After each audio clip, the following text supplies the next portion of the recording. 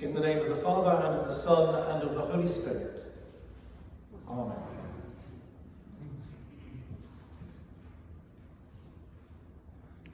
Take off your shoes, for you are on holy ground. Now, I would venture to guess that over the last 3 days, not many people have stood barefoot on our flagstones in front of the quilt. There are, of course, good temperature reasons for not doing so, but we haven't had 3 signs on the way through the door saying, please remove your shoes. And yet, there is a sense in which this quilt creates, for a time, for a space, a little bit of holy ground. It does so not because it is some fantastically sacred object in itself. We will not be able to get scientists to show that the face of Christ is imprinted upon the fabric. But actually the wounds of Christ are metaphorically bleeding into the fabric. For this is a celebration of love that has been thwarted, love that has been refused, love that has been barred, love that has been broken. It is a cry to God. Why? A cry to God, how long? A cry to God saying, can we ever hope for change?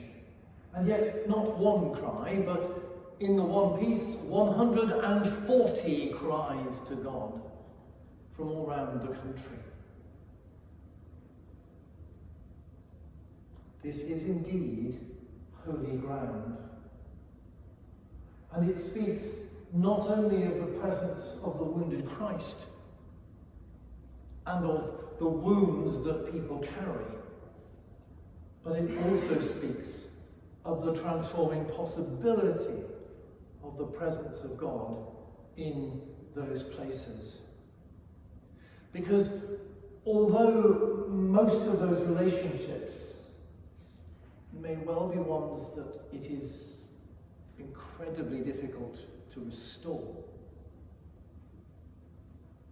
underpinning the grief with many of them is the hope that things might be different. That somehow this consuming passion that has been thwarted will somehow find its resolution and people can move on. Many of us understand separation. Many of us understand estrangement. Some of us have had to work with it through much of our lives. And many of us know also just simply the pain of distance, an experience that has been much amplified by the lockdowns we have been through. And so as we watch the news coming from Ukraine, the East, the centre and the West, with its different character and different stories, we know that separation and distance is part of the pain there too, amidst the horror of real war. When Moses encounters the burning bush, he encounters the power of God, and neither the bush nor he are burnt up. Exactly the same as when 30-odd chapters later in the book of Exodus, he goes up the mountain to receive the law, as we heard in our services this morning, and comes away with a shining face, but still intact, not consumed. This statement of grief and hope, and yes, you can find words of hope in some of the panels. this statement of hope is one that comes out of the experience of Moses finding that call from the one who reveals himself in the burning bush and tells him further on in the story to be the leader of his people. That call to hopefulness is one that comes to us first through Moses. But it doesn't end with Moses. Because the Christ whose wounds metaphorically bleed into this quilt is the Christ who, in John's Gospel, will tell his followers that when he is lifted up on the cross, he will draw, possibly even drag, pull,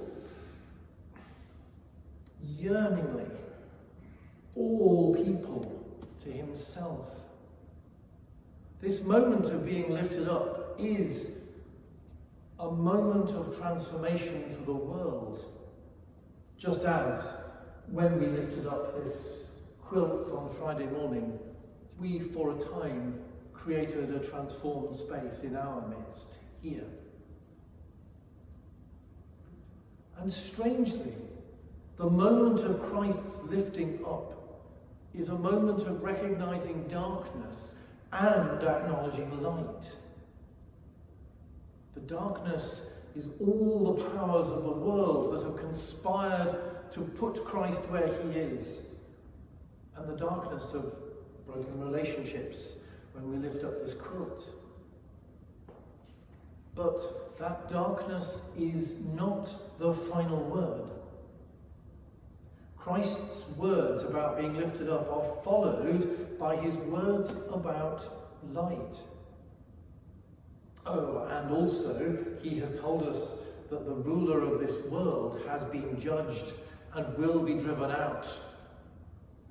Mr. P, please note. The light is with you, says Jesus. Yes, in the gospel only for a little longer, but we are all called to walk in the light so that the darkness may not overtake us. We are all called to know where our light comes from, the light of the glory of God in the face of Jesus Christ on this day when we celebrate the Transfiguration. The light of a single candle burning in a dark universe. Over these last 3 days, we have, of course, not simply had a quilt hanging in our midst. We have had a candle burning in our midst. A feeble thing, we might think. They are so prone to the comings and goings of the wind, not least in here when the heating is on. But these singular flames, and especially the one we have kindled at the high altar these last 3 days, these singular flames are to remind us that even in the darkest times, there are the glimpses of light which somehow, somewhere, will slowly emerge as if from the far end of the tunnel.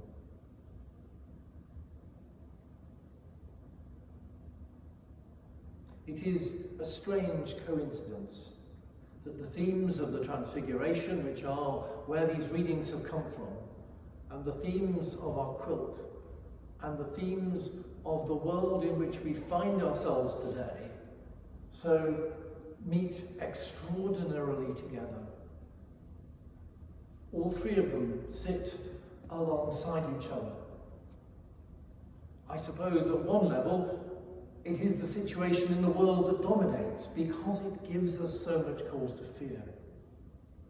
But we know in the midst of that fear, there are those who, like the grandparents deprived of their children, will do the work of love.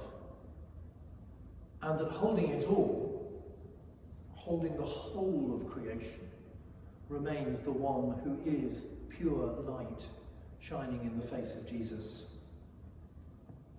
A trinity of themes, if you will, where none can be separated from the others. So we give thanks for the love, however thwarted, that is represented in that quilt. We give thanks for the glimpses of light even in these dark times, and we will hope to hear more of them as the days and weeks progress. And we give thanks for the glimpses of the glory of the Lord in the burning bush, in the face of Jesus Christ transfigured, and in the one who hangs on the cross, weeping and bleeding for us. To whom be glory and praise and honour and power, now and forever.